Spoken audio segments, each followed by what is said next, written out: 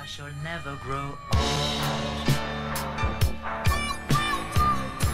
I like the hat. I like the hat as well.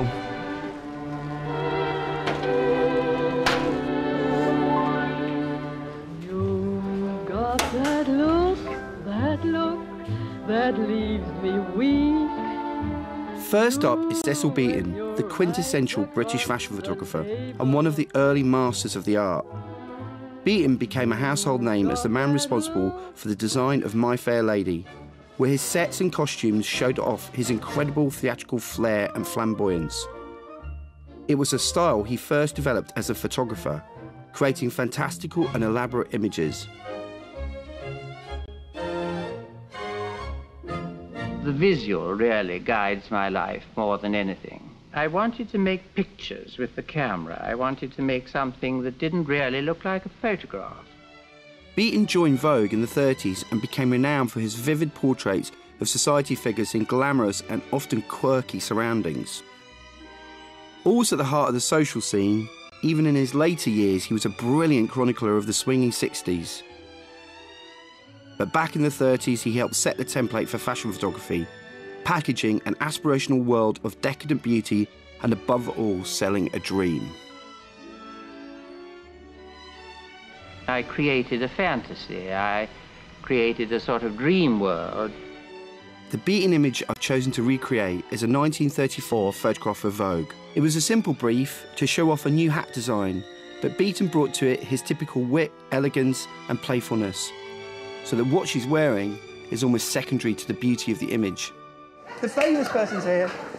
Hi! The hat definitely works better on you. Take me home. To recreate the image, I was trying to think who would fit the 30s look best. And I thought pop star and model Sophie Ellis-Bextor would be the perfect choice. Wow. I felt that your look would fit quite well in that 30s and 40s kind of... I love Cecil Beaton stuff. I actually did my history of art A-level thesis on Cecil Beaton. Oh my God. I have, in my time, written 3,500 words. On Cecil Beaton? On Cecil Beaton, yeah. Oh, brilliant. Yeah.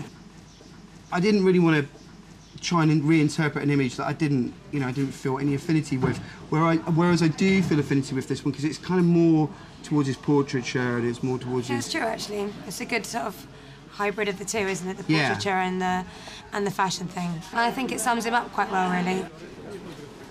We're actually using a camera that was similar to the camera that he used to use, a 10x8 camera, and we're going to use similar light, so it might take a little tiny bit longer. You have to be a bit patient. I've not used this kind of camera for quite a long time, so I'm slightly nervous. I know, it'd be lovely. It sounds like you're going to get something really authentic. You've got that look between the lines.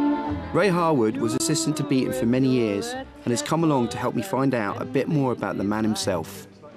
To be photographed by Cecil Beaton was quite a distinction.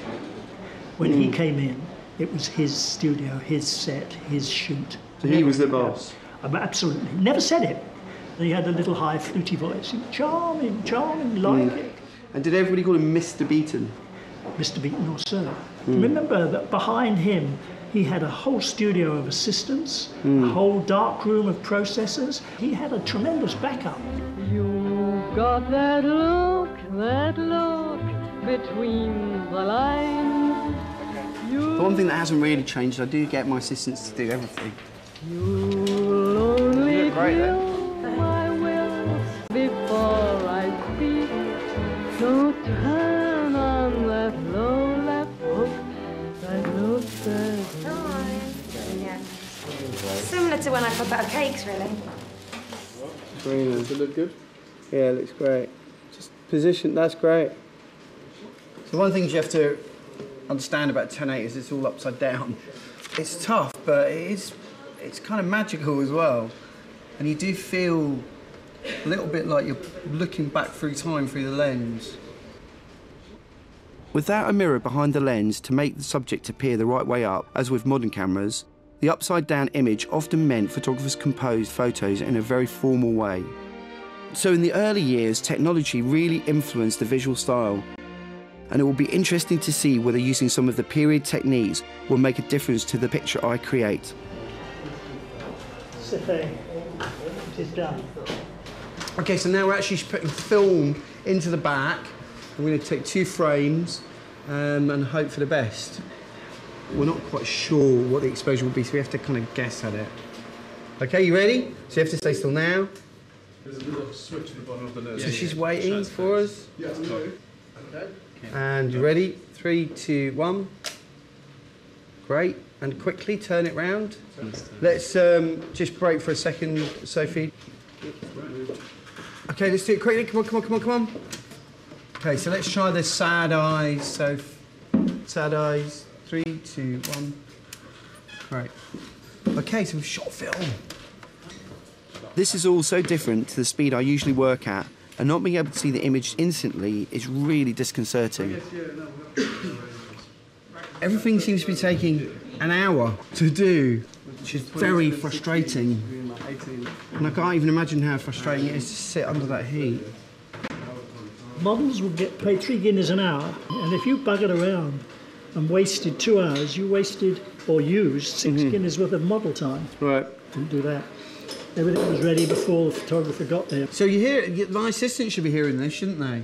So before the photographer got there, everything was ready to shoot. Yep. Which is exactly what happened. And did he shout at you? No, never shouted. He never raised his voice. Great, okay, let's go.